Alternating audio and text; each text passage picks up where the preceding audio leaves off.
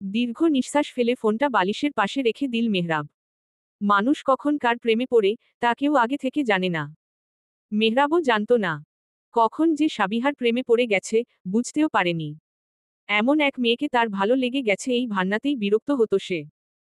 নিজেকে কতবার কড়া করে শাসন করেছে, কিন্তু মন তো কারো শাসন মানে না। মেহরাবের মনও মানেনি। শেষমেশ সে সাবিহার প্রেমে পড়েই গেল। রাত গভীর।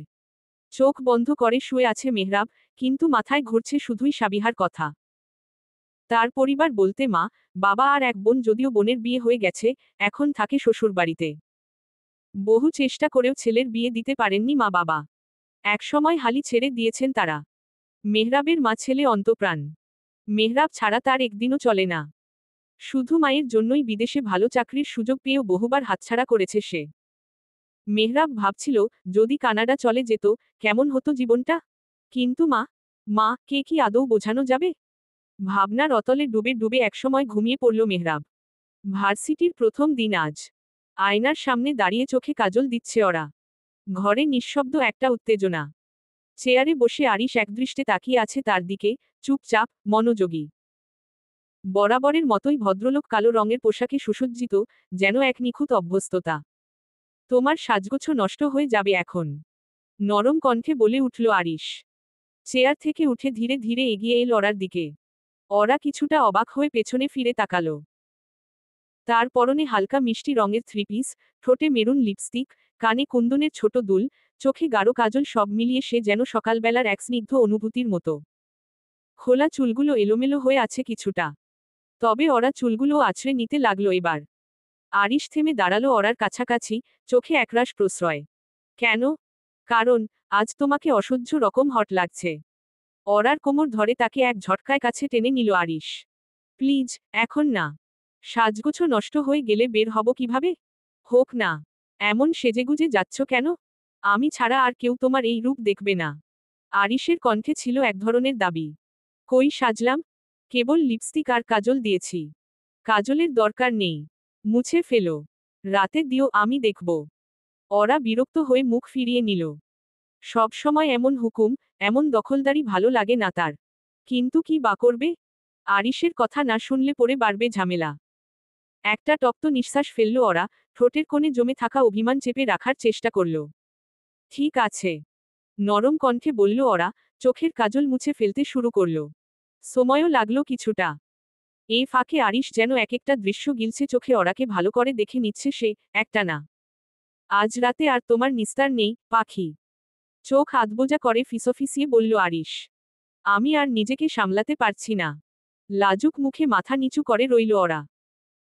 টা বাজছে, দেয়ালঘড়ির কাঁটা যেন তাগাদা দিচ্ছে, ভার্সিটিতে যেতে হবে। সেটা রাতে দেখা যাবে। এখন চলুন। ওরা চোখ তুলে বলল, ঠোঁটে অল্প হাসি। আরিশ একটা দীর্ঘ নিঃশ্বাস ফেলল। তুমি বুঝবে না। কি বুঝবো না? চোখের সামনে এমন সুন্দরী বউ থাকার পরও আদর করতে না পারার যন্ত্রণাটা। কেন বুঝবো না? কারণ, তুমি পুরুষ নও। ওরা হেসে উঠল প্রাণখোলা, ঝরঝরে সেই হাসিতে যেন সকাল নামে ঘরে। আরিশ এক দৃষ্টে তাকিয়ে থাকল, মুগ্ধ হয়ে। বুঝলাম। এখন চলুন, দেরি হয়ে যাচ্ছে। যাওয়ার আগে হঠাৎ করেই আরিশ ওরার ঠোঁটে একটা আলতো চুমু এঁকে দিল, তারপর ভালোবাসায় মেশানো এক মৃদু কামড় বসাল। ওরা একটু চমকে উঠল, কিন্তু কিছু বলল না। যেন buy one get one free offer চলছে। চলো। হাতে হাত ধরে ঘর থেকে বেরোলো দুজন। ড্রয়িং রুমে যেতেই তাসলিমা খাতুনের মুখোমুখি হলো তারা। তোমার সাথে কথা ছিল আরিশ। গুরুত্বপূর্ণ। তাসলিমা খাতুন বেশ থমথমে গলায় বললেন কথাগুলো। সন্ধ্যায় কথা হবে। এখন লেট হচ্ছে চাচি। ঠিক আছে। আরিশ আর না দাঁড়িয়ে ওরাকে নিয়ে বাসা বেরিয়ে গেল। তাসলিমা খাতুন একা একা দাঁড়িয়ে রাগে ফুঁসছেন। কথা বলার সময় নেই, কিন্তু বউকে ইউনিভার্সিটিতে পৌঁছে দেওয়ার মতো ঠিকই সময় আছে। গাড়ি চলছে। ওরা চুপচাপ জানালার কাছে চোখ রাখল, বাইরের দৃশ্যগুলো একটার পর একটা সরে যাচ্ছে, ঠিক যেন তার ভেতরের অনুভূতির মতোই নীরব, অনিশেষ। যেতে যেতে কোনো কথা হলো না দুজনের মধ্যে। শুধু নিস্তব্ধতা, মাঝে মাঝে গাড়ির টায়ারের শব্দ। ভার্সিটির গেটের সামনে থামল গাড়ি। ওরার ঠোঁটের কোণে হাসি ফুটল। আরিশ এক নজর তাকালো সেদিকে, তারপর লম্বা নিঃশ্বাস ছাড়ল কয়েকবার। ওরা অন্য কোনো বিষয় খুশি হয়ে হাসলেও হিংসা হয় আরিশের। মনে হয় ওরা একমাত্র তার জন্য হাসবে, অন্য কিছুর জন্য নয়। অদ্ভুত ভাবনা। চলো, ক্লাসে পৌঁছে দিয়ে আসব। দরকার নেই। আপনার লেট হচ্ছে না? আপনি যান, আমি চলে যাব। কারো সাথে অপ্রয়োজনীয় কথা বলবো না। ভ্রু নাচিয়ে বলল আরিশ। শিওর? হ্যাঁ। শুধু বন্ধুদের সাথে কথা বলবো, তবে সীমিত। Good girl. তাহলে ঠিক আছে। আমারও লেট হচ্ছে, মিটিং আছে জরুরি। হাতঘড়ির দিকে এক নজর তাকিয়ে ব্যস্ত সমস্ত ভঙ্গিতে বলল আরিশ। তারপর গাড়ির দরজা খুলে দিল। ওরা গাড়ি থেকে নামতেই যাবে এমন সময় হাত টেনে ধরল আরিশ। কি? ওরার প্রশ্নের জবাব না দিয়ে তার কপালে চুমু খেল আরিশ। এখন যাও, সোজা ক্লাসে যাবে। আর হ্যাঁ, ক্লাস শেষে কল করবে। আচ্ছা। সাবধানে যাবেন। ওকে। গাড়ির দরজা বন্ধ করে দিল আরিশ। ওরা এখনো রাস্তার পাশে দাঁড়িয়ে আছে। এক অদৃশ্য টানে আরিশের গাড়ি দৃষ্টির আড়াল হওয়ার আগ পর্যন্ত ওভাবেই দাঁড়িয়ে রইল সে। তারপর স্বস্তির নিঃশ্বাস ছাড়ল। ভার্সিটির গেটের দিকে তাকিয়ে মুচকি হাসল। এর মধ্যেই আকাশের সাথে দেখা হলো তার। এদিকেই আসছে সে। ওরা দ্বিধায় পড়ে গেল, আকাশের সাথে কথা বলবে কি না ভেবে। বলা তো উচিত। আরিশ যা করেছে তাতে ওরারও ক্ষমা চাওয়া দরকার। এসেছো তুমি? আকাশ নিজে থেকেই কথা বলল। হ্যাঁ। কেমন আছো? এই তো, ভালোই। তুমি? হ্যাঁ, ভালো আছি। চলো ক্লাসে যাই। আরে দাঁড়াও। তোমার বর তো নেই এখানে, চলো না দোকানে বসে চা খেতে খেতে আড্ডা দেই একটু। ক্লাস শুরু হতে তো এখনো দেরি আছে। আকাশের প্রস্তাবটা মন্দ না। তবে ওরা তো আরিশকে কথা দিয়েছে, সোজা ক্লাসে যাবে। কিন্তু আকাশকেও কিভাবে না বলবে? ওরাকে অন্যমনস্ক হয়ে থাকতে দেখে আকাশ আবারও বলল। আরে এত ভাবছো কেন? চলো তো। আকাশ হেসে হাত ধরল তার। ওরা খানিকটা অন্যমনস্ক ছিল, সুতরাং আপত্তি করল না। তবে কিছুদূর গিয়ে নিজে থেকেই হাতটা ছাড়িয়ে নিল, তারপর পাশাপাশি হাঁটতে লাগলো দুজন। রাস্তার ওপাশে একটা ছোট চায়ের দোকানের দিকে এগোলো তারা। আকাশ ওরাকে সেখানে বসতে বলল। ওরা বেঞ্চিতে বসে চারপাশে তাকালো। এদিকে আকাশ একটু দূরে গিয়ে ফোনটা বের করল পকেট থেকে। কোনো একটা নাম খুঁজে নিয়ে একবার চারপাশে নজর বুলিয়ে চুপি চুপি কল করল কাউকে। এখন আসুন। চায়ের দোকানে আছে ওরা। ওপাশ থেকে কিছু একটা বলে কল কাটা হলো। আকাশের ঠোঁটের কোণে রহস্যময়ী হাসি। মিনিট পাঁচেক হলো আকাশ গেল, কিন্তু এখনো ফিরছে না। দোকানদার ওরাকে চা দিয়েছে। একা একাই চা খাচ্ছে সে। আকাশের চায়ের কাপটা পাশেই রাখা আছে। এর মধ্যে আকাশ চলে এলো। কোথায় গিয়েছিলে আকাশ? আরে ইমার্জেন্সি। বুঝতে পেরেছ? হাতের ইশারায় কিছু একটা বোঝালো আকাশ। ওরা ইতস্ততভাবে মাথা নাড়ল। নাও চা খাও, আমার প্রায় শেষ হয়ে এসেছে। আমাকে রেখে একাই খেলে। ইট, সবেরই ব্যাদ ওরা। আকাশ মজার ছলে বলল। মামা ওরাকে আরেক কাপ চা দিন তো, বেশি করে লিগার দিবেন। শেষের কথাগুলো দোকানদারকে উদ্দেশ্য করে বলল আকাশ। ওরা বিপাকে পড়েছে। চা পছন্দের হলেও এই মুহূর্তে আর খেতে ইচ্ছে করছে না। কিন্তু নাও বলতে পারছে না। কেন যে আগে আগে একা খেতে গেল সেই ভেবেই বিরক্ত লাগছে এখন। কিছুক্ষণের মধ্যেই দোকানদার চা দিল। লেট হচ্ছে আকাশ। চা শেষ হলেই, চলে যাব। ওকে। হ্যাঁ হ্যাঁ, পাক্কা। আকাশ হেসে চায়ের কাপে চুমুক দিতে দিতে কথা বলছে। ওরাও খুব এনজয় করছে সবকিছু। কতগুলো দিন পর এভাবে প্রাণ খুলে বাঁচতে পারছে ওরা। ম্যাম। আচমকা কারো ডাকে পেছনে ফিরি তাকালো ওরা। আকাশও তাদের দিকে তাকিয়ে আছে। জন ভদ্রলোক, ফরমাল পোশাক পরে আছে তারা। ওরা বসা থেকে উঠে দাঁড়ালো। কৌতূহলী হয়ে শুধালো ওরা। আপনারা কারা? আরিশ স্যার অ্যাক্সিডেন্ট করেছে ম্যাম। আমরা উনার পরিচিত। অজ্ঞান অবস্থায় উনি শুধু বারবার আপনার নাম নিচ্ছেন, প্লিজ আমাদের সাথে চলুন। বুকটা কেমন ধক করে উঠল ওরার। আরিশের অ্যাক্সিডেন্ট হয়েছে। ওরা কিছু বিচার বিবেচনা না করেই বলল। আমি যাব। উনার কাছে নিয়ে যান আমাকে। আকাশ বলল। আমিও যাচ্ছি সাথে, চলো। দুই ভদ্রলোক আকাশ ও ওরাকে গাড়িতে তুলে নিল। গাড়ি চলতে লাগলো তার আপন গতিতে। ওরা সমানে কেঁদে যাচ্ছে। মাথা কাজ করছে না তার। আরিশের যদি কিছু হয় তাহলে। আর কতদূর? কোথায় আছে আরিশ? আকাশ ও দুই ভদ্রলোক একে অপরের দিকে মুখ চাওয়াচাওয়ি করল একবার। তারপর আচমকাই একজন ওরার মুখে একটা রুমাল চেপে ধরল। মুহূর্তেই চোখের সামনে সবকিছু অন্ধকার হয়ে আসতে লাগলো তার। জ্ঞান হারালো ওরা। সকাল গড়িয়ে দুপুর হয়ে গেছে। ফরেনারের সঙ্গে মিটিং শেষ করে মাত্রই কেবিনে প্রবেশ করল আরিশ। চেয়ারে বসে অস্থিরতায় নড়ে উঠে ফোন হাতে নিল। না, ওরা এখনো কল করেনি। অদ্ভুত লাগলো আরিশের, প্রথম দিন তো এতটা দীর্ঘ সময় ক্লাস হওয়ার কথা নয়। তৎক্ষণাৎ ওরার নম্বর ডায়াল করল সে। বেজে বেজে কল কেটে গেল, কিন্তু অন্য পাশ থেকে রিসিভ হলো না। মেজাজটা খারাপ হয়ে গেল আরিশের। আবারও কল দিল। এবার ফোন বন্ধ বলছে। হঠাৎ মাথায় যেন আগুন জ্বলে উঠল। বসা থেকে উঠে দাঁড়ালো। সব কিছু রেখে ইউনিভার্সিটির দিকে ছুটে গেল সে। দুপুরের তীব্র রোদ মাথার ওপর পোহালেও ওরা চেয়ারে বসে রয়েছে, হাত পা বাঁধা, অচেতন নয়, একটু ঝিমিয়ে আছে। ধীরে ধীরে চোখ মেলে চারপাশে তাকাতে লাগল। পুরনো, ঝকঝকে ছাদের ছায়াযুক্ত একটি বাড়ির উঠোনে সে রয়েছে, চারপাশে ঘিরে বাড়ি, আর মাঝখানে উঠোন। শহরের মধ্যে এমন জায়গা থাকা মুশকিল, অর্থাৎ শহর থেকে অনেক দূরে কোনো এক নিস্তব্ধ স্থানে বন্দি রয়েছে সে। হঠাৎ মনে এলো আরিশের কথা, তার দুর্ঘটনার খবরে ওরার বুক টেনে উঠল, চেঁচিয়ে উঠল সে। কেউ আছেন? কে আছেন? আমাকে এভাবে আটকে রেখেছেন কেন? আরিশ কোথায়? বেশ কয়েকবার চেঁচাল ওরা। তারপর সেই লোক জন একটা ঘর থেকে বেরিয়ে এলো। এখানে চেঁচামেচি করে কোনো লাভ নেই মামুনি। তোমার আরিশ তো ঢাকায় আছে, সুস্থ আছে। কিন্তু তুমি সুস্থ থাকবে না আর। কথাটা বলেই জনে বিশ্রীভাবে হেসে উঠল। এদের নাম কালু ও কালাম। চৌধুরীদের পোষা গুন্ডা। রহমান চৌধুরী ও ফারুক চৌধুরীর আদেশেই ওরাকে এখানে নিয়ে আসা হয়েছে। আকাশের সাহায্যেই কাজটা সহজ হয়েছিল। বিনিময়ে ফারুক চৌধুরী আকাশকে অনেক টাকা পয়সা দিয়েছে। যদিও এসব কিছুই জানে না ওরা। কালু ও কালামের কথায় ওরার কাছে এটা স্পষ্ট যে তারা খারাপ মানুষ। তার রাগ হচ্ছে ভীষণ। কেন যে বোকার মতো এদের সাথে এলো? আকাশ। আকাশ কোথায়? কি করেছিস ওর সাথে তোরা? হাসতে লাগলো ওরা জন। ওরা নড়েচড়ে নিজেকে চেয়ার থেকে ছাড়াতে চাইল কিছুক্ষণ। কিন্তু কোনো লাভ হলো না। আমরা কিছু করিনি তার সাথে। উল্টো সেই আকাশই তোকে এখান পর্যন্ত নিয়ে আসতে সাহায্য করেছে, বোকা মেয়ে। বন্ধু নির্বাচনে সচেতন হতে হয়। অবাক হলো ওরা। আকাশ এমন কিছু করতে পারে বিশ্বাস হচ্ছে না ওর। কিন্তু বাস্তবতা তো এটাই যে আকাশের জন্যই ক্লাসে না গিয়ে চায়ের দোকানে গিয়েছিল সে। ওরা কাঁদছে। আরিশের কথা শুনলে আজ তাকে এমন বিপদে পড়তে হতো না। আমাকে আটকে রেখে কার কি লাভ হবে? প্লিজ আমাকে যেতে দাও। কালু এগিয়ে এলো ওরার দিকে। ওরার খোলা চুলে নাক ডুবিয়ে নিঃশ্বাস ছাড়ল সে। ঘৃণায় শরীর ঘিনঘিন করে উঠল ওরার। আমাদের লাভ হলো টাকা। তোকে ঠিকানা লাগাতে হবে আমাদের, মানে কবরে পাঠাবো। তবে ওপর থেকে অর্ডার আসার পর। কিন্তু দাড়ি চুলকে হাসতে লাগলো কালাম।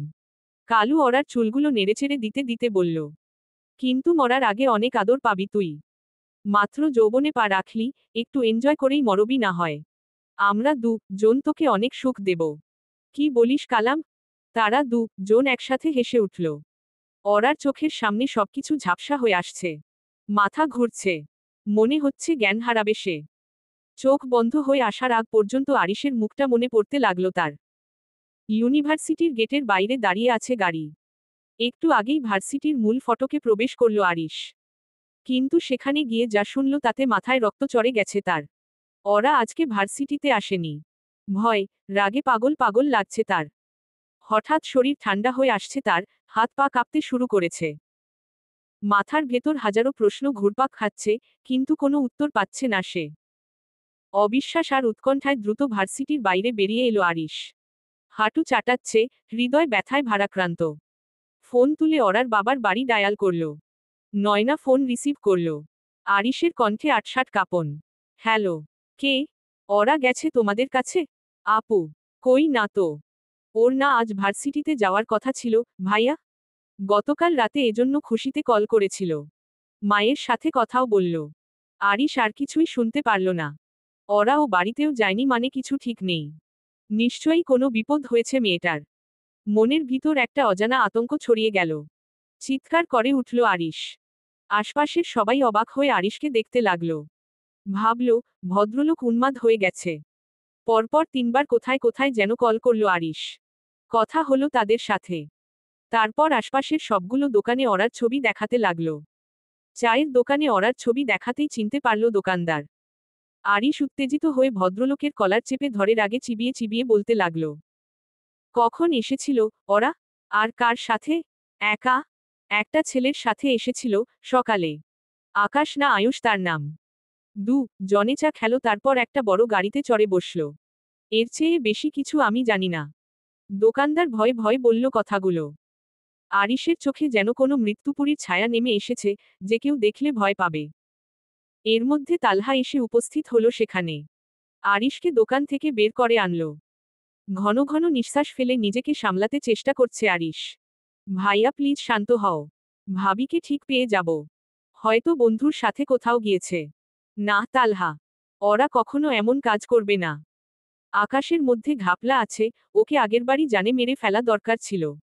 ভুল হয়ে গেছে আমার। আগে আমার ওরাকে পাই, তারপর ওকে এত ভাগ করে কাটবো যে ওর লাশ পর্যন্ত খুঁজে পাবে না কেউ। আরিশ কথা শেষ হতেই গাড়িতে উঠে বসল। তালহা কি বলবে বুঝতে পারছে না। আরিশকে এরকম ভয়ঙ্কর রূপে কখনো দেখেনি সে। কথা বলতেও ভয় লাগছে ওর। আজকে নিশ্চিত খুনোখুনি লেগে যাবে। কিন্তু ওরা ভাবি কোথায়? চিন্তায় মাথা ধরে গেছে তালহার। আরিশ গাড়ি চালাচ্ছে। চোখ থেকে নিঃশব্দে জল গড়িয়ে পড়ছে তার। রক্তবর্ণ চোখে জল যেন আগ্নেয়গিরির লাভা। ভাইয়া আমরা কোথায় যাচ্ছি? আকাশের বাড়ি। ও সবকিছু জানে। তালহা চুপ করে রইল। কিছুক্ষণের মধ্যেই একটা কল এলো আরিশের ফোনে। অবস্থা বেগতিক দেখে তালহা ড্রাইভ করতে লাগল। কল রিসিভ করল আরিশ। স্যার, চৌধুরীরা করেছে সব। তারাই ম্যাডামকে কিডন্যাপ করিয়েছে। কান দিয়ে গরম ধোয়া বেরুচ্ছে আরিশের। খবর লাগা কোথায় রেখেছে ওরাকে? আমার খবর চাই, নইলে সব শেষ করে ফেলবো আমি। ওপাশ থেকে কল কেটে দিল। আরিশের পাগল পাগল লাগছে, ভীষণ অসহায় মনে হচ্ছে নিজেকে। কেন যে সকালবেলা ওরাকে ক্লাসে পৌঁছে দিয়ে এলো না, সেই আফসোসে কলিজা পুড়ে যাচ্ছে তার। চৌধুরী ইন্ডাস্ট্রির কথা মনে পড়তেই চোয়াল শক্ত হয়ে এলো আরিশের, হাত মুষ্টিবদ্ধ হল। ফারুক চৌধুরী ও রহমান চৌধুরী ব্যবসায় না পেরে এরকম কিছু করবে দুঃস্বপ্নেও ভাবেনি আরিশ। এবার আরিশও তাই করবে, যা চৌধুরীরা করল। সম্মানের বিনিময়ে সম্মান। খালা, খালা। কিছুক্ষণ আগেই বাসায় ফিরেছে আকাশ। শরীর ক্লান্ত।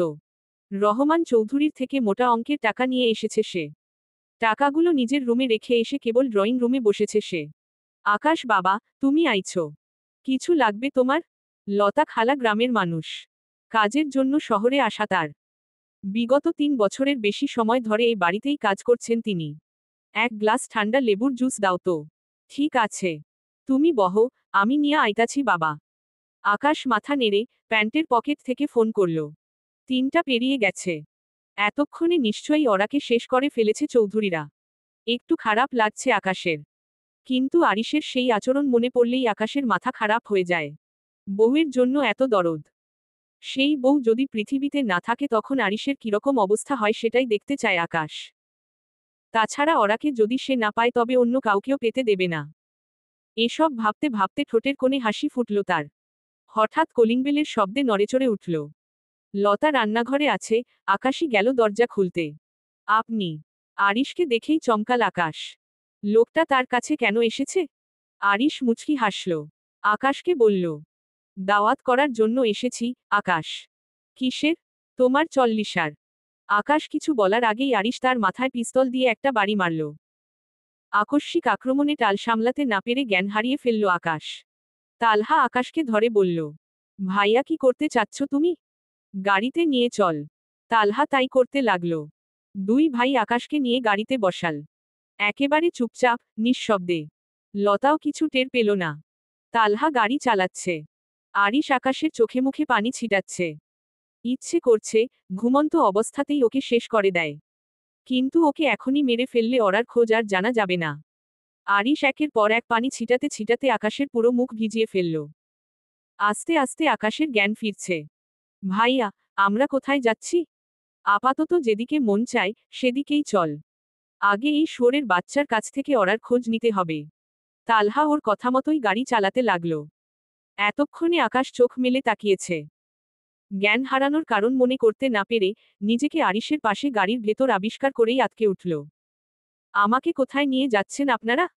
আরিশ ওর দিকে একদৃষ্টিতে তাকিয়ে বলল, আমার ওরা কোথায়? আকাশ শুকনো গলায় ঢোক গিলল। আরিশের চোখে মুখে এমন কিছু ছিল, যা ওর কলিজা কাঁপিয়ে দিচ্ছিল। মিনমিনে গলায় বলল, আমি জানি না।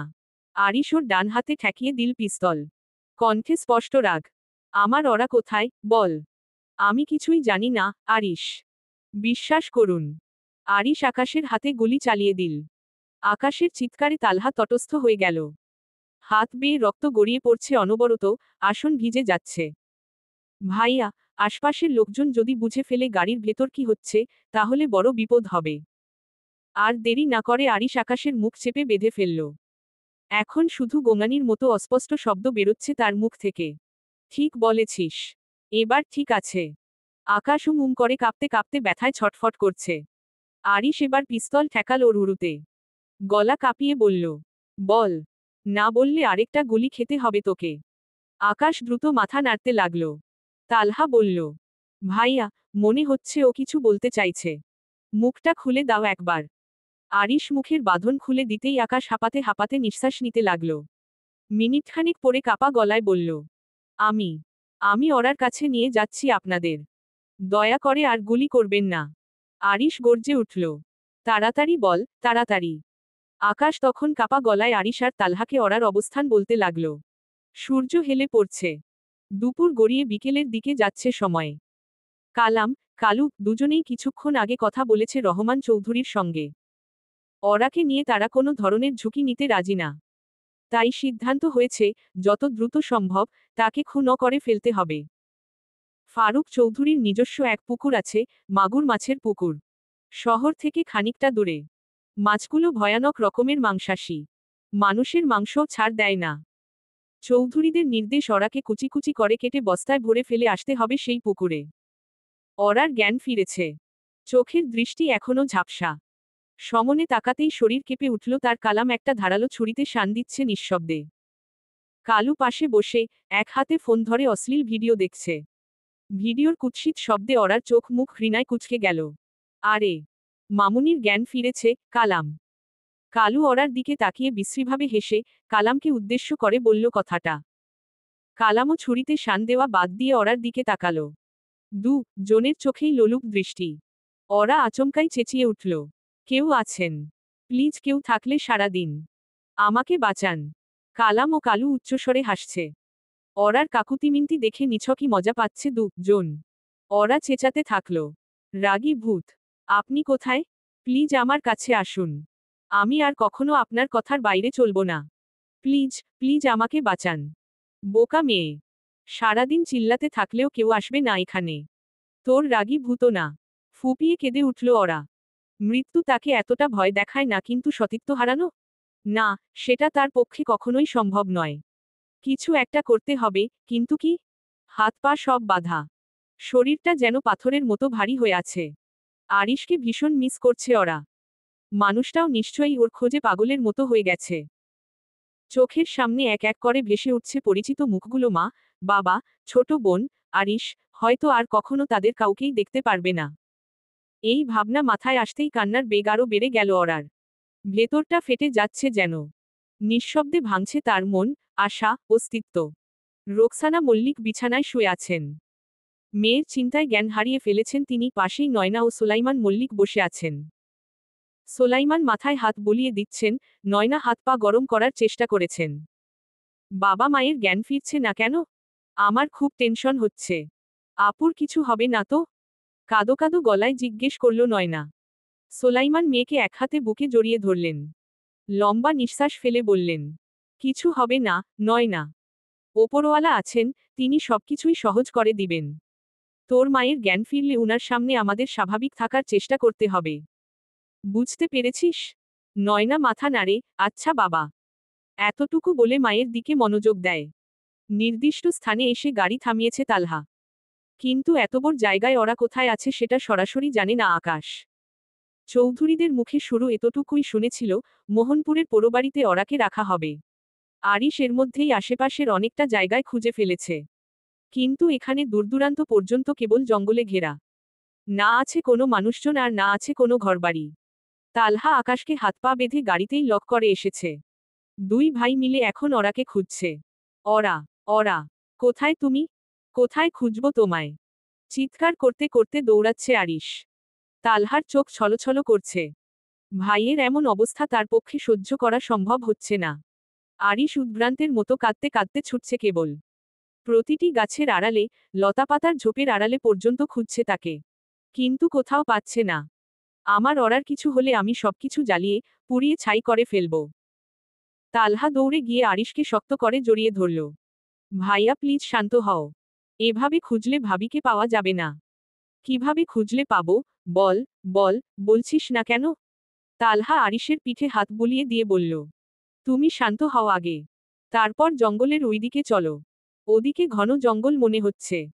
কিছুটা শান্ত হলো আরিশ। আশেপাশে সতর্ক দৃষ্টিতে তাকিয়ে বোঝার চেষ্টা করল কিছু একটা। তারপরই একটা বুদ্ধি এলো মাথায়। গাড়ির দিকে এগোতে লাগলো সে। আকাশের অবস্থা শোচনীয়, সিটে পড়ে আছে সে। তবে জ্ঞান হারায়নি।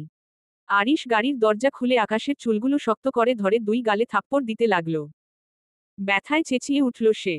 কল দে চৌধুরীদের। জিজ্ঞেস কর, ওরাকে কোথায় রেখেছে। আর বলবি, তুই ওরার সাথে একবার দেখা করতে চাস, পুরনো হিসাব বাকি আছে। আমা, কে কেন বলবে? আকাশ কথা শেষ করার আগেই আরে দু চারটা থাপ্পড় পড়ল তার গালে। কেঁদে উঠে বলল সে। হ্যাঁ করছি কল। আরিশের ঠোঁটের কোণে ক্রূর হাসি ফুটল। আকাশের হাত খুলে ফেলল তালহা। ওরাকে পেতে যতক্ষণ সময়, তারপর আকাশের জন্য কি অপেক্ষা করছে সেটা সে নিজেও জানে না। মাথা নিচু করে বসে আছে ওরা। কালাম তার দিকেই এগিয়ে আসছে। মুখে তার বিশ্রী হাসি। ওরার সমানে চেঁচাচ্ছে। কিন্তু তাতে কালু ও কালামের কোনো ভ্রুক্ষেপ নেই। কালু বলল। ওর মুখটা বেঁধে ফেলতো। এত ক্যাচক্যাচ শুনতে ভাল লাগছে না। কি যে বলিস তুই? যত চেঁচাবে তত মজা। তুই দেখ, আমি আগে মধু খাই। কালামের কথায় খুব আনন্দ পেল কালু। সে ভালোমতো বসল, যাতে সবকিছু ভালো করে দেখতে পারে। কুত্তার বাচ্চা আমার দিকে এগোবি না। আমার স্বামী জানলে তোদের চুল পর্যন্ত খুঁজে পাওয়া যাবে না। ওহ তাই নাকি, মামুনি? কালু এ কথা বলেই হাসে। কালাম ওরার হাত পায়ের বাঁধন খুলতেই ওরা পালাতে চেষ্টা করে। কিন্তু কালাম পরপর কয়েকটা থাপ্পড় মারায় মাটিতে লুটিয়ে পড়ে ওরা। তুমি, তুমি এখানে কেন এসেছ? কালুর কণ্ঠে বিস্ময়। তার কথায় কালামও তাকালো। আকাশ দাঁড়িয়ে আছে সামনে, হাতে রক্ত। কালাম এক পা করে ওরার দিক থেকে সরে এসে আকাশের দিকে এগিয়ে গেল। কালুও উঠে দাঁড়িয়েছে। আকাশকে দেখে ঘৃণায় মাটিতে থুথু ছুঁড়ে দিল ওরা। ঠিক তখনই, পরপর দুইটা গুলির শব্দ কাঁপিয়ে দিল চারদিক। আতঙ্কে চিৎকার করে উঠল ওরা। মুহূর্তের মধ্যে মাটিতে লুটিয়ে পড়ল কালু ও কালাম। পায়ের মাঝ বরাবর গুলি করেছে আরিশ। তালহা তখন আকাশের পাশে দাঁড়িয়ে। আরিশ দৌড়ে এসে এক ঝাঁকুনিতে ওরাকে জড়িয়ে ধরল। গলা ছেড়ে কাঁদছে ওরা, কাঁপছে সমস্ত শরীর। আরিশের চোখমুখে ভয়ানক এক রূপ, রাগ, উদ্বেগ আর ভালোবাসার বিস্ফোরণ। সে শক্ত করে জড়িয়ে ধরেছে ওরাকে, বুকের সঙ্গে আগলে রেখেছে ভালোবাসা আর প্রতিশ্রুতির মতো করে। পাখি তুই কাঁদছিস কেন? কিচ্ছু হয়নি, কিচ্ছু না। শান্ত হ সোনা। জান আমার, আমি এসেছি। ওরা আরিশকে জড়িয়ে ধরে আছে, এতটা জোরে যেন আরিশ এক চুলও নড়তে না পারে। আরিশ ওরার কপালে, চুলে, মাথার তালুতে এলোপাতাড়ি চুমু খেলো কতগুলো। ভাইয়া এদেরকে কি করবে? পুলিশ পৌঁছে যাবে কিছুক্ষণের মধ্যেই। আরিশ সবার দিকে একনজর দেখে নিল। ওরার চোখমুখ মুছে গালে হাত রেখে নরম কণ্ঠে শুধালো। তোমার গালে কে মেরেছে? কে ছুঁয়েছে তোমাকে? ওরা ফুপিয়ে ফুপিয়ে কালামের দিকে ইশারা করল। ওদের অবস্থা শোচনীয়। কেউ স্বপ্নেও ভাবেনি, এই জায়গায় হঠাৎ করে আরিশ এসে হাজির হবে। সেজন্য সঙ্গে ছুরি ছাড়া কোনো অস্ত্রও ছিল না। ওরাকে টুকরো করে ফেলতেই এনেছিল কয়েক রকমের ছুরি। কিন্তু এখন ওরাই যেন ছিন্নভিন্ন হয়ে পড়ে আছে মাটিতে। আরিশ ওরাকে শক্ত করে ধরে দাঁড় করাল। চোখ বুলিয়ে নিল চারপাশে, চারদিকে নির্জনতা, শুনশান স্তব্ধতা। তারপর ওরার কপালে একটি নরম চুমু খেল। 10 মিনিটের জন্য একটা ঘরে বসবে, চলো। আমি আছি, এখানেই। তুমি একদম ভয় পাবে না, হামিংবার্ড। আচ্ছা। মৃদু স্বরে বলল ওরা। আরিশ তাকে একটি নিরাপদ ঘরে বসিয়ে এল। ওরার মুখে এখনো ভয় আর ক্লান্তির ছাপ। ওদিকে কালু আর কালাম ব্যথায় কাতরাচ্ছে, ছটফট করছে মাটিতে পড়ে। আকাশের অবস্থা সবচেয়ে করুণ, হাতে গুলির ক্ষত থেকে অনবরত রক্ত ঝরছে। তালহা তুইও যা এখান থেকে। কিন্তু ভাইয়া। যেতে বলেছি। আরিশের কথার বাইরে যাওয়ার সাহস এখন কারো নেই। আহত সিংহের মতো হিংস্র হয়ে উঠেছে সে। তালহা আকাশকে ছেড়ে কিছুটা দূরে, নিরাপদে সরে গেল। মাটিতে ধপ করে লুটিয়ে পড়ল আকাশ। আরিশ ধীরে ধীরে এগিয়ে গেল তার দিকে। হাতে কালুর শান দেওয়া ছুরি। পরনের শার্ট ছিঁড়ে আকাশের মুখ চেপে বেঁধে দিল, আর তারপরই ঘটল এক ভয়াবহ দৃশ্য। আরিশ শুরু করল আকাশের আঙুলগুলো একে একে কুপিয়ে কেটে ফেলা। আকাশের আর্তনাদ মুখে বাধা পড়ায় কেবল উমুম শব্দে গুটিয়ে রইল। চারপাশ রক্তে সিক্ত, আকাশের হাতের কাটা আঙুলগুলো মাটিতে ছড়িয়ে আছে এলোমেলোভাবে।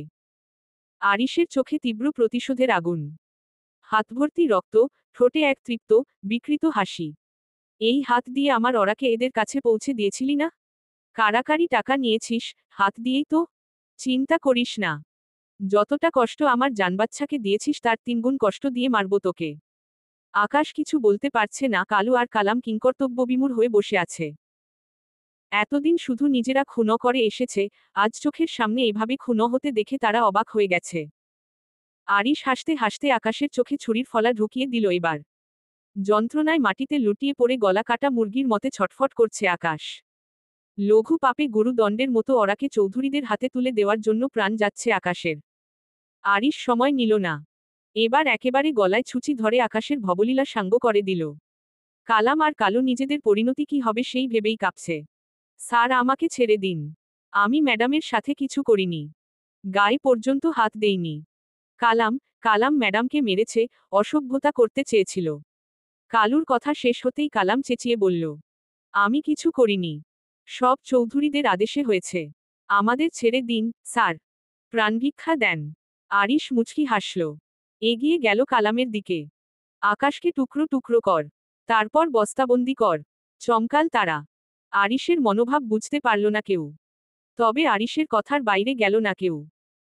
কিছু সময়ের ব্যবধানে আকাশের লাশ টুকরো টুকরো করে বস্তায় ভরে রাখল কালু ও কালাম। যদিও এসব করতে বেশ কষ্ট হয়েছে তাদের। পায়ের যন্ত্রণায় ছটফট করছে দুজনেই। আরিশের ঠোঁটের কোণে রহস্যময় হাসি। হঠাৎ নিজের হাতের পিস্তলটা এগিয়ে দিল কালামের দিকে। এটা নে আর আমার হাতে গুলি কর। কালু ও কালাম জন জানার দিকে তাকালো একবার। তারপর বলল, কি বলছেন, স্যার? যা বললাম তাই কর। কালাম বাধ্য ছেলের মতো তাই করল। আরিশের বাম হাতে একটা গুলি করল। গুলির শব্দে ওরা এবং তালহা জনেই চমকাল। তালহা আড়াল থেকে বেরিয়ে এলো। আরিশকে আহত অবস্থায় দেখে ছুটে এলো সে। ভাইয়া, কল দিয়ে দেখ পুলিশ কতদূর। বলবি তুই লুকিয়ে কল করেছিস, এরা আমাকে গুলি করেছে। কিন্তু তোমার পায়ে। যা বললাম তাই কর, কুইক। অনিচ্ছা সত্ত্বেও তালহা দূরে চলে গেল আবার। কালামের মনে ভয়। ওরার সাথে যা করেছে সে, তাতে কি আরিশ ছাড়বে তাকে? আচমকাই আরিশ কালামের কপাল বরাবর গুলি ছুড়ল। মুহূর্তেই কালামের নিথর শরীরটা মাটিতে লুটিয়ে পড়ল। ভয়ে জোরে কেঁদে উঠল কালু। আরিশের পা জড়িয়ে ধরল সে। আমাকে মারবেন না, স্যার। আপনি যা বলবেন, সব করব। শুধু যান ভিক্ষা দেন। আরিশের চোখের কোণে জল চিকচিক করছে। হাতের ব্যথা তাকে কাবু করছে। কালুর দিকে ঝুঁকে বসল আরিশ। এর মধ্যে পুলিশের গাড়ির শব্দ শুনতে পেল তারা। তাড়াতাড়ি এই ছুরি দিয়ে আমার পায়ে আঘাত কর। স্যার, প্রাণ বাঁচাতে চাইলে যা বললাম, তাই কর। কালু আরিশের পায়ে ছুরি দিয়ে আঘাত করল এবার। মাটিতে বসে পড়ল আরিশ। ফিসফিস করে বলল, এখানে যা হয়েছে সবকিছুর দোষ নিজের কাঁধে নিবি তুই। বলবি, আকাশকে তোরা জন খুন করে এমন করেছিস আর আমার ওপর হামলাও করেছিস। আমি সময়মতো তোর জামিন করিয়ে নেব। আমি সবকিছু বলবো। আপনি শুধু আমাকে মারবেন না। গুড। মনে রাখিস, উল্টাপাল্টা কিছু করলে তোর পরিবারের লোকজন বিপদে পড়বে। শুকনো ঢোক গিলল কালু। বাড়িতে তার বুড়ো মা আর একমাত্র ছেলে আছে। বউ মারা গেছে আরও 3 বছর আগে। ঠিক আছে, স্যার। কিছুক্ষণের মধ্যেই পুলিশ এসে হাজির হলো। পূর্বপরিকল্পনা মতো সবকিছুই নিখুঁতভাবে সম্পন্ন হলো। পুলিশ এসে কালুকে গ্রেফতার করল। তারা জানে, আরিশ কেবল আত্মরক্ষার জন্য কামালের পায়ে গুলি করেছিল। আর কালামকে সে নিজেই গুলি করেছে, তাদের নিজেদের অভ্যন্তরীণ দ্বন্দ্বে। আরিশকে চিকিৎসার জন্য নিয়ে যাওয়া হলো হাসপাতালে। গাড়িতে বসে ওরা একটানা কাঁদতে লাগল। তার বুকের ভেতর এক অজানা শূন্যতা। আরিশ যেভাবে আঘাত পেয়েছে, সেটাই ভেবে চোখে জল ধরে রাখতে পারল না সে। তালহা মনে মনে আরিশের বুদ্ধির তারিফ না করে পারেনি। হসপিটালের বেডে শুয়ে আছে আরিশ। পাশেই ওরা বসে আছে। অপারেশন করে হাত থেকে গুলি বের করা হয়েছে। কাঁদছ কেন, হামিংবার্ড? ওরার গালে হাত রেখে শুধালো আরিশ। ওরা আরিশের হাতে চুমু খেল একটা। পরক্ষণেই আরিশ কষিয়ে একটা থাপ্পড় বসাল ওরার গালে। বিস্ময় নিয়ে তাকিয়ে আছে ওরা। কি হলো হঠাৎ বুঝতে পারল না। তোমাকে সকালে বলেছিলাম না রাতে আদর করব? কেন পাকনামি করে আকাশের সাথে গেলে? তুমি অবাধ্য না হলে তো এসব হতো না। এখন এই হাত দিয়ে ঠিকমতো আদর করতে পারবো না তোমাকে। ফুপিয়ে কেঁদে উঠল ওরা।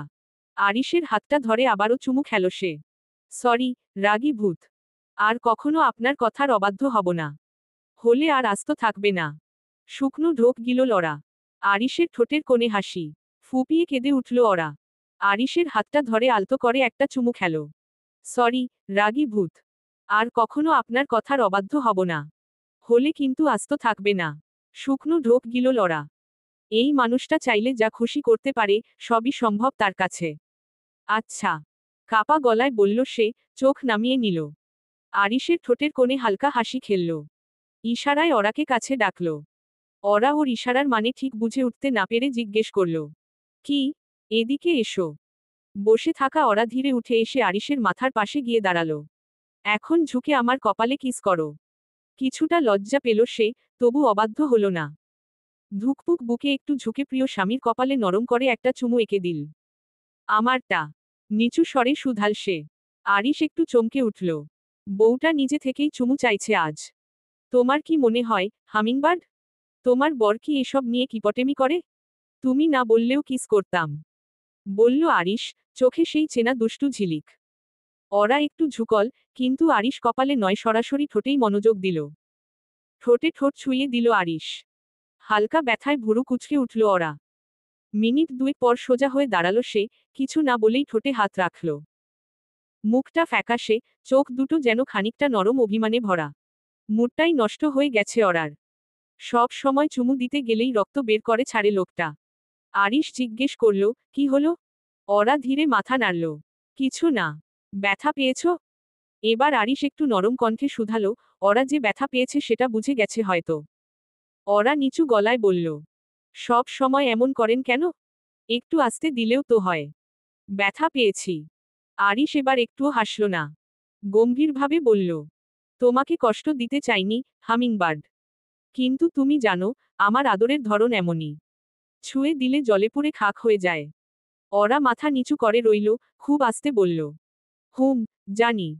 এবার আস্তে কপালে কিস দেব, কথা দিচ্ছি। ওরা কেবল একবার মাথা ঝাঁকাল। রাগ করেনি, তবু একটু অভিমান রয়ে গেল চোখের ভেতরে। আমি কি ভুল সময় এসে পড়লাম? দরজার ফ্রেমে দাঁড়িয়ে থাকা তালহার গলায় ছিল শান্ত স্বর, কিন্তু তার চোখে ভেসে উঠেছিল একরাশ জিজ্ঞাসা। আচমকা তালহার উপস্থিতিতে হকচকিয়ে গেল ওরা। তড়িঘড়ি করে হাত দিয়ে ঠোঁটের কোণায় লেগে থাকা রক্ত মুছে নিল। আরিশ নিঃশব্দে শুয়ে, মুখে একটুও ভাবান্তর নেই। যেন এই মুহূর্তটাই ছিল তার জন্য একেবারে স্বাভাবিক। না, আয়। সংক্ষেপে বলল সে। ভাইয়ের অনুমতি পেয়ে তালহা কেবিনে ঢুকল। চোখ বুলিয়ে নিল ভাই ভাবির দিকে। ভাইয়া, তোমার কথামতো ডিসচার্জের ব্যবস্থা করে ফেলেছি। আগামীকাল সকালেই আমরা বাসায় ফিরে যেতে পারব। কিন্তু উনি তো পুরোপুরি সুস্থ হননি। ওরার কণ্ঠে স্পষ্ট উদ্বেগ। আরিশ শান্ত গলায় বলল। আমি অতটাও অসুস্থ নই, পাখি। হাতে গুলি লেগেছিল, বের করে ফেলা হয়েছে। বাকি চিকিৎসা বাসা থেকেই হবে। দরকার পড়লে নার্স রাখব। তুমি চিন্তা করো না। তালহা ঠোঁটের কোণে দুষ্টু হাসি টেনে চুপ করে দাঁড়িয়ে রইল। ভাই আর ভাবির প্রেম দেখার মধ্যে যেন এক ধরনের মজা খুঁজে পেল সে। কিন্তু আরিশের শেষ কথাগুলো বিশেষভাবে পছন্দ হয়নি ওরার। তার কপাল কুঁচকে উঠল। ভেতরে জমে থাকা বিরক্তিটা চেপে গেলেও, চোখে সেটা ধরা পড়ে গেল স্পষ্টভাবেই। নার্সের দরকার নেই। আমি আছি তো। শান্ত গলায় বলল ওরা। তালহা মুখে দুষ্টু হাসি টেনে বলল। ওহ, তাই তো। ভাবি তো আছেনি। নার্স টার্স কিছুই লাগবে না। আরিশ চোখ বন্ধ করে কিছুক্ষণ চুপ করে রইল। তারপর চোখ খুলে ঠান্ডা গলায় বলল। না, নার্স লাগবে। আমার চিকিৎসার জন্য একজন প্রফেশনাল নার্স থাকা জরুরি। ওরার এসব বিষয়ে তেমন কোনো ধারণা নেই। কাজেই, তুমি গিয়ে হসপিটালের ম্যানেজমেন্টের সঙ্গে কথা বলে ফেলো। ওরার বুকটা মোচড় দিয়ে উঠল। কথাটা যেন একরকম অবজ্ঞা করেই বলা হলো। রাগে আর অপমানে সে মাথা নিচু করে রইল। ঠোঁট কাঁপলেও কিছু বলল না। তালহা দাঁড়িয়ে উঠে বলল। ঠিক আছে, আমি কথা বলছি। ওকে। তালহা বেরিয়ে যেতেই ঘরে একটা অস্বস্তিকর নীরবতা নেমে এলো। আরিশ মুচকি হাসছে, যেন খুব তৃপ্ত। চোখ সরিয়ে সরাসরি ওরার দিকে তাকিয়ে।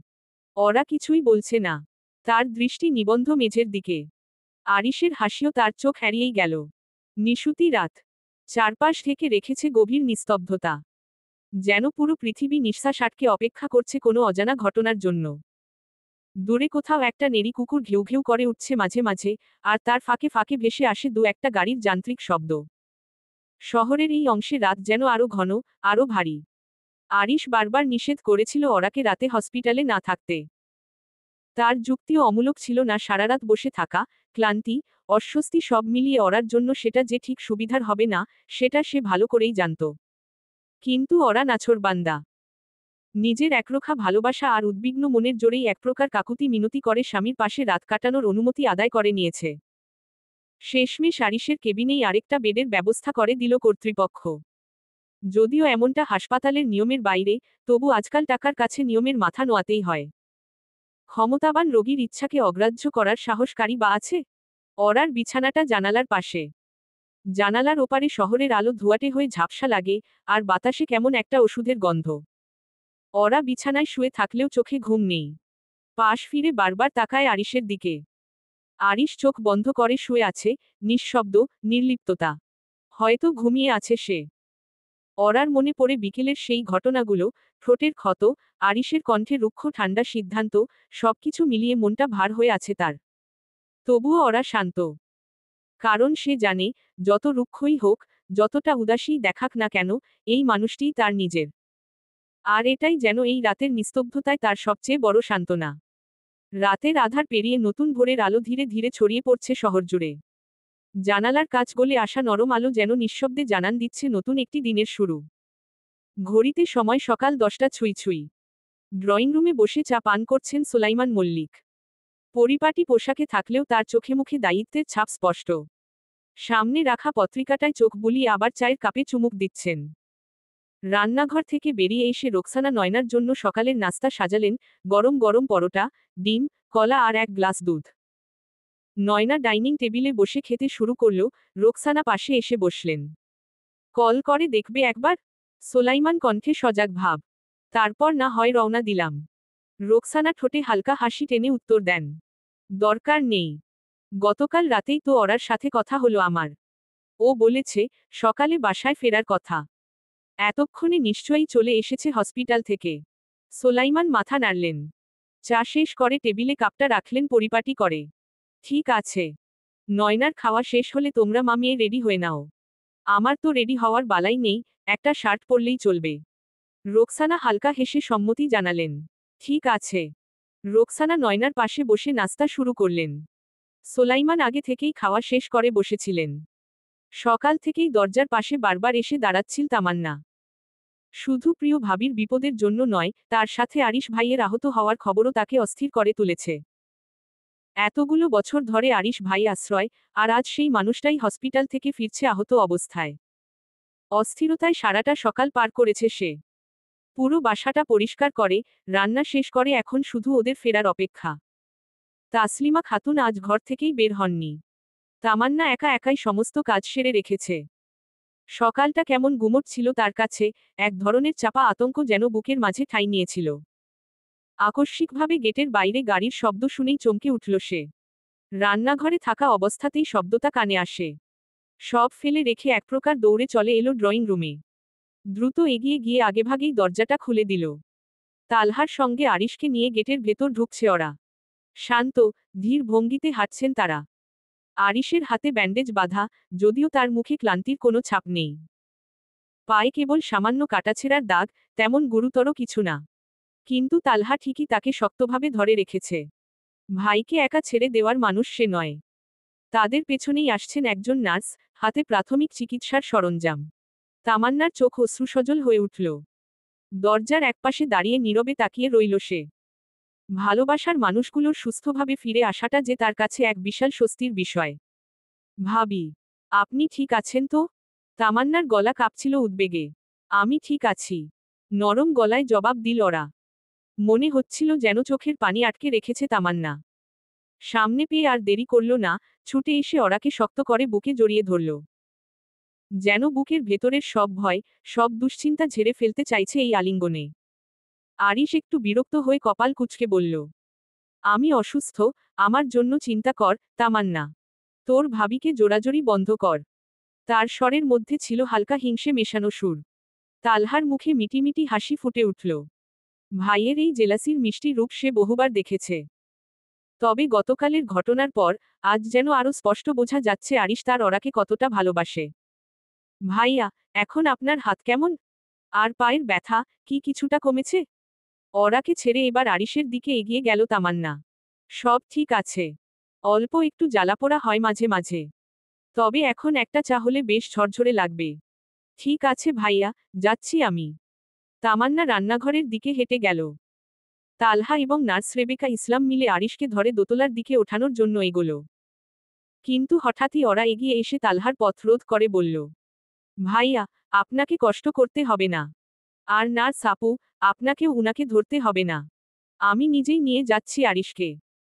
তার চোখে ছিল দৃঢ়তা, কণ্ঠে ছিল যত্ন আর দখলদারির এক অদ্ভুত গম্ভীরতা। তালহা আর নার্স একে অপরের দিকে তাকিয়ে হালকা হেসে সরে গেল পাশে।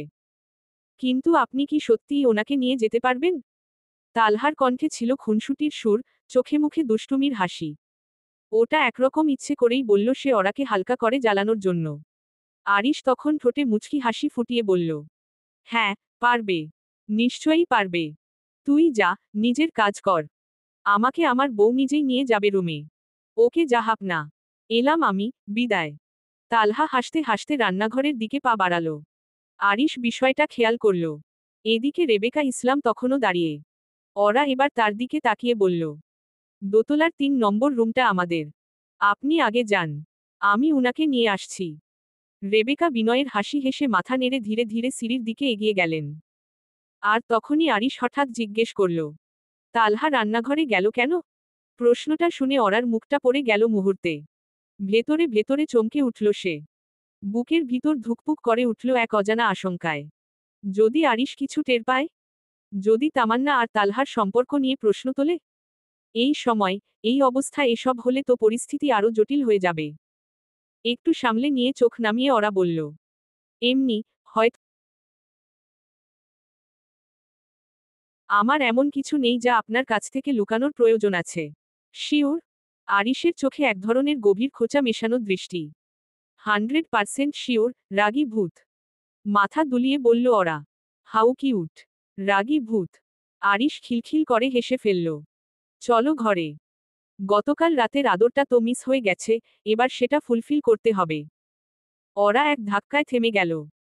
মুখ গম্ভীর করে, চোখ কুঁচকে কিছুটা রেগে বলল, রুমের মধ্যে তো রেবেকা সেবেকা বসে আছে।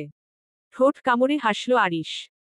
এমন রাগ আর হিংসার মিশ্রণে ফুঁসতে থাকা ওরাকে সে দারুণ উপভোগ করছে। এখনো সিঁড়ি বেয়ে দোতলার বারান্দায় উঠছে তারা। ওহ, তাই নাকি? সমস্যা নেই, সুস্থ হয়ে উঠি আগে। 2-3 দিন যাক না।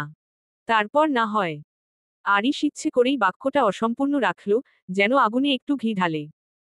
ওরার চোখমুখ দেখে বোঝা যায়, মেয়েটা চূড়ান্ত বিরক্ত। তবুও সে শান্ত গলায় বলল, হ্যাঁ, সেটাই। এখন ভেতরে চলুন। রুমের সামনে দাঁড়িয়ে আছি। হ্যাঁ, চলো। আরিশের চোখে মুখে দুষ্টমি ভর করেছে আজ।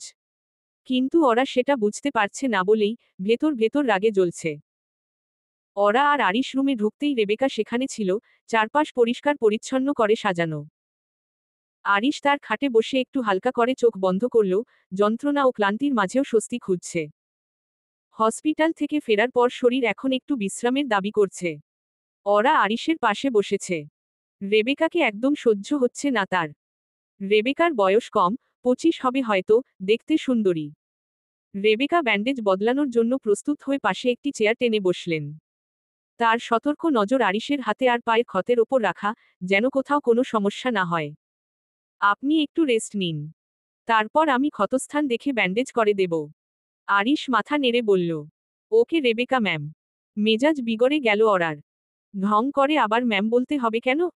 যত্ত সব আদিক্ষেতা। আচমকা পেছনে থেকে কেউ এসে জড়িয়ে ধরায় তামান্না চমকে উঠল। হাতের কাপটা পড়ে যাওয়ার উপক্রম হল, কিন্তু পরক্ষণেই নিজেকে সামলে নিল। কারণ বুঝতে বাকি রইল না। এই বাড়িতে তাকে এভাবে জড়িয়ে ধরার সাহস রাখে কেবল একজনই, মিস্টার তালহা। এইভাবে কেউ জড়িয়ে ধরে? যদি আপনার মা দেখে ফেলেন? তালহার কণ্ঠে নিষ্পৃহ ভঙ্গি। তখন যা হওয়ার হবে। আমি তো তোমার, আর তুমি আমার। না, ছাড়ুন এখন। কাজ করছি আমি। আচ্ছা, ছাড়লাম। শোনো, রাতে ছাদে যাব। কল করব, সঙ্গে সঙ্গে চলে এসো। দয়া করে ঘুম ঘুম অভিনয় করে পালিয়ে যেও না। রাতে? কখন? গভীর রাতে। সবাই যখন ঘুমে ডুবে থাকবে। কেন? ভালোবাসতে। তামান্না তাকালো একটু থেমে। চোখে মুখে অনিচ্ছা, কিন্তু গালে লুকোনো একরাশ লালিমা। আচ্ছা, এখন আপনি যান। আমি চা নিয়ে যাচ্ছি সবার জন্য। আপনার রুমেও দিয়ে আসব। তাহলে তো ভালোই। আপাতত টাটা, মিস তামান্না ভাটিয়া। তালহা চোখ টিপে হাঁটতে হাঁটতে বেরিয়ে গেল। তামান্নার ঠোঁটের কোণে হালকা হাসি, যার ব্যাখ্যা সে নিজেও দিতে পারে না। মনোযোগ সহকারে রেবেকার দিকে তাকিয়ে আছে ওরা। ব্যান্ডেজ চেঞ্জ করে দিচ্ছে সে।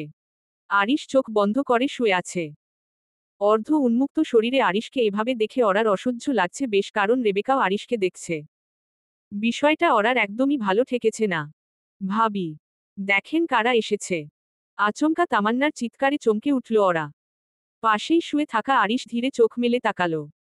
রেবেকা তখনও চুপচাপ নিজের কাজে ব্যস্ত। আরিশের দিকে তাকিয়ে ওরা নিচু গলায় বলল, আমি গিয়ে দেখি। আরিশ ভ্রু কুঁচকে উত্তর দিল, না, আগে জেনে নাও কে এসেছে। তারপর যেও। ওরা মাথা নেড়ে ঘর থেকে বেরিয়ে তামান্নাকে ডাকল। তামান্না আপু, কে এসেছে গো? তামান্না একটু হাসি চেপে বলল, নয়না এসেছে, সঙ্গে আপনার মা বাবাও। খুশিতে মুখখানি আলোকিত হয়ে উঠল ওরার। সে দৌড়ে আবার বেডরুমে ফিরে এল। আমার বাবা মা আর বোন নয়না এসেছেন। আমি নিচে যাচ্ছি। উৎসাহ ভরে বলে উঠল ওরা। আরিশ তাকিয়ে রইল ওর দিকে। ঠোঁটের কোণে মৃদু হাসি। হুম, যাও। কিন্তু সিঁড়ি দিয়ে নামার সময় সাবধানে যেও। ভালোবাসার গাম্ভীর্যে বলা কথাটা শুনে ওরা একটু থমকাল, তারপর হালকা হাসল। আচ্ছা, সাবধানে যাব। স্বামীর অনুমতি নিয়ে দোতলা থেকে সোজা ড্রয়িং রুমে এসে থামল ওরা। দ্রুত দৌড়ে আসা হাঁপিয়ে গেছে মেয়েটা। রোকসানা মল্লিক মেয়েকে দেখে যেন চোখের জল ধরে রাখতে পারলেন না। মুখ ভর্তি হাসি, গলার কাঁপুনি, সব মিলিয়ে একজন মায়ের পরিপূর্ণ অনুভূতি। সোলাইমান মল্লিকও থমকে গেলেন। ওরা যেন কেবল তাদের মেয়ে নয়, এক রাজকন্যা হয়ে এসেছে তাদের সামনে। সাজসজ্জা, আচরণ, চোখে মুখে অন্যরকম দীপ্তি। সব মিলিয়ে যেন নতুন করে চিনতে হলো মেয়েটাকে। কেমন আছিস মা? রোকসানা মল্লিক স্নেহভরে মেয়েকে জড়িয়ে ধরলেন। আমি ভালো আছি। তোমরা কেমন আছো, বলো? ওরার গলায় আন্তরিক উচ্ছ্বাস। আলহামদুলিল্লাহ। আরিশ কোথায়? এখন কেমন ও? সোলাইমান মল্লিক উদ্বিগ্ন হয়ে জিজ্ঞেস করলেন। রুমে আছে। নার্স কিছুক্ষণ আগেই ড্রেসিং করে দিয়ে গেল। নয়না ইতোমধ্যে তামান্নার সঙ্গে গল্পে মেতে উঠেছে। মেহমানদের আপ্যায়নের ব্যবস্থা করতে তামান্না ও নয়না একসাথে রান্নাঘরের দিকে এগিয়ে গেল। সোলাইমান ও রোকসানা আবার মেয়ের দিকে ফিরলেন। তাহলে আমাদের নিয়ে চল রুমে, ওরা। হ্যাঁ, চলো। বলে মা বাবার হাত ধরে এগিয়ে চলল ওরা। আরিশের সঙ্গে দেখা সাক্ষাৎ শেষ হলেও সেদিন আর বাড়ি ফেরা হয়নি মল্লিক পরিবারের। ওরার জোড়াজুড়িতে দুপুরের খাবার খেয়ে বিশ্রাম নিয়ে তবে বিকেলের দিকে রওনা দেন সবাই। ওরার মনে আজ এক অনুচ্চারিত আনন্দ। বহুদিন পর সবকিছু এতটা স্বাভাবিক, এতটা শান্ত লাগছে যেন। এমনটাই তো সে চেয়েছিল, একটা গোছানো সংসার, ভালোবাসার মানুষ, কাছের মানুষদের ছোঁয়া। আজ তার ভেতরটা পরিপূর্ণ। পরন্ত বিকেল। বাগানের এক কোণে রাখা লোহার চেয়ারে বসে আছেন রহমান চৌধুরী। চোখে ক্লান্তি, তবু মুখে অদ্ভুত এক তৃপ্তির ছাপ। দিন ধরেই একটার পর একটা ঝামেলায় জর্জরিত ছিলেন তিনি। আজ যেন একটু নিঃশ্বাস ফেলার সুযোগ মিলেছে। ঠিক কিছুক্ষণ আগেই থানা থেকে গোপন এক সূত্র তাকে খবর দিয়েছে, কালু মারা গেছে। এই খবরে যেন প্রাণ ফিরে পেয়েছেন রহমান চৌধুরী। তিনি ভালো করেই জানেন, এসবের পেছনে তার ছোট ভাই ফারুক চৌধুরীর হাত ছাড়া আর কারো থাকার প্রশ্নই ওঠে না। আকাশের বাবা আরিশের বিরুদ্ধে ব্যবস্থা নিতে চাইলেও সুনির্দিষ্ট প্রমাণের অভাবে কিছু করতে পারেনি। তার ওপর কালু নিজেই সব দোষ স্বীকার করাই আইনের কাছে সবকিছু পরিষ্কার ছিল। তবে কালুর আকস্মিক মৃত্যুতে গোটা চিত্রটাই ঘোলাটে হয়ে গেছে। জেলের ভেতরে বিষক্রিয়ায় কেউ মারা যায়, এটা কি স্বাভাবিক? নাকি কেউ খুব সাবধানে ধামাচাপা দিয়ে গেল এক সম্ভাব্য বিপদকে? রাতের আধার ঘনিয়ে এসেছে। সময়টা এখন রাত 10টা ছুঁই ছুঁই। রেবেকা বাসায় যাওয়ার জন্য রেডি হচ্ছে। তালহা তাকে বাড়ি পৌঁছে দিয়ে আসবে এই নিয়ে তামান্নার চোখমুখ দেখার মতো অবস্থা। কিন্তু ভাইয়ের আদেশ তো মানতেই হবে। তাছাড়া রাত্রিবেলা একজন মেয়েকে একা ছেড়ে দেওয়া দায়িত্বহীনতার মধ্যে পড়ে। সব মিলিয়ে তালহা এক প্রকার বাধ্য হয়েই রেবেকাকে দিয়ে আসতে রাজি হয়েছে। ওরা চেয়ারে বসে পা দোলাচ্ছে। রেবেকো শেষবারের মতো আরিশকে একবার চেক করে নিচ্ছে। ম্যাম, সবকিছু ঠিক আছে। আমি এখন আসছি। আগামীকাল সকালে যথাসময় চলে আসব। কোনো সময়ই ফেরত আসার দরকার নেই, বাপু। আমার স্বামী, আমি দেখে শুনে রাখব। তুমি বিদায় হও জলদি। ওরা কথাগুলো বলতে চেয়েও বলতে পারল না। মুখে কিছু না বলে কেবল মাথা নাড়ল। আরিশ এক হাতে ফোন নিয়ে ব্যস্ত, ফোনে নানা কিছু দেখছে। রেবেকা দ্রুত রুম থেকে বেরিয়ে গেল। আরিশ তখন ফোন পাশে রেখে ওরার দিকে মনোযোগ দিল। ধীরে ধীরে ওরার দিকে নজর দিয়ে বলল, হামিংবার্ড, কাম হিয়ার। ওরা আরিশের দিকে তাকালো, তবে কোনো প্রতিক্রিয়া দেখালো না। খুব রেগে আছে মেয়েটা। আরিশ তার আচরণে অবাক হচ্ছে। ভয়ডর কি উবে গেছে ওরা এবার আতকে উঠল সে। আরিশের ধমকে দ্রুত বসা থেকে উঠে দাঁড়ালো। ভয়ে ভয়ে গিয়ে বিছানার একপাশে দাঁড়িয়ে বলল, জি। আরিশ এক হাত দিয়েই ওরাকে হেঁচকা টানে নিজের বুকের ওপর ফেলল। ঘাবড়ে গেল ওরা। আপনার হাতে ব্যথা লাগবে। তোমাকে বুকে না জড়ালে পুরো শরীরটাই ব্যথায় অচল হয়ে যাবে। তুমি আমার মহৌষধ, আমার হামিংবার্ড। আরিশের বুকে মুখ গুজে রইল সে। এসব ভালোবাসার কথায় মন গলবে না আজ। কি দরকার ছিল রেবেকা সেবেকার? সে কি যথেষ্ট নয়? গাল ফুলিয়ে ফেলল ওরা। আমি যদি মহৌষধ হই তবে নার্সের কি দরকার ছিল? শব্দ করে হেসে উঠল আরিশ। ওরাও সোজা হয়ে বসল। কিছু বলতে যাবে তার আগেই আরিশ তাকে আবারও টেনে বুকে শুইয়ে দিল। তারপর থেমে থেমে কপালে, ঠোঁটে, থুতনিতে চুমু খেল। আবেশে চোখ বন্ধ রইল ওরা। আপাতত সবকিছু ভুলে গেছে সে। ওরার গালে নরম বেবি হেয়ারগুলো কানের পাশে সরিয়ে দিয়ে আরিশ বলল, মাঝে মাঝে বউকে অন্যরকমভাবে জ্বালাতে হয়। চোখ বড় বড় করে ফেলল ওরা। অবিশ্বাসের সুরে বলল, আপনি ইচ্ছে করে করেছেন এসব? অবশ্যই। হাসিমুখে উত্তর দিল আরিশ। ওরা কিছুটা অবাকই হলো তাতে। কি? জি। আপনি খুব খারাপ। নতুন কিছু? আপনি একটা সান্ডা। ও আট। এটা কি? ওরা ফিক করে হেসে উঠল এবার। আরিশ ফ্যালফ্যাল দৃষ্টিতে তাকিয়ে রইল কেবল। এই নতুন শব্দটা শুনে সত্যি অবাক হয়েছে সে। সোশ্যাল মিডিয়ায় তেমন অ্যাক্টিভ নয় বলেই তেজরিন খান আরিশ এ বিষয়ে অবগত নয়। এটাও আপনার মতোই দেখতে। ধাত। কি সব বলে? আরিশের মৃদু ধমকে চুপসে গেল ওরা। পুরনো আরিশের কথা মনে পড়লেই ভীষণ ভয় পায় সে। ব্যাপারটা আরিশ খেয়াল করেছে। মেয়েটাকে হাসতে দেখলেই ভালো লাগে। কেন যে ধমক দিতে গেল? কাছে আসো, হামিংবার্ড। ওরা বাধ্য মেয়ের মতো তাই করল। আরিশ তাকে পাশে শুইয়ে জড়িয়ে নিল বুকে। এমনিতেই নড়াচড়া করতে পারছি না বলে মন মেজাজের বালাই নেই। এত সময় আমি তোমাকে আদর না করে আছি। ভাবতে পারো? ওরা দুই দিকে মাথা নাড়ল। আরিশ ঠিক বুঝল না তার উত্তর। এটা কি বোঝালে? দুই দিকে মাথা নাড়লে কেন? জি, বুঝতে পারছি। বুঝলে ভালো। কিসব ঔষধ খাইয়ে দিয়েছে, শুধু ঘুম ঘুম পাচ্ছে। তাহলে ঘুমান। কিস করো। ওরার অস্থির লাগছে। আরিশের বুকেই চুমু খেল সে। স্বস্তির নিঃশ্বাস ছাড়ল আরিশ। ফ্রেঞ্চ কিস ট্রাই করি আজ। ভরকাল ওরা। সাথে লজ্জাও পেল। আমতা আমতা করে বলল, আগে সুস্থ হন তারপর।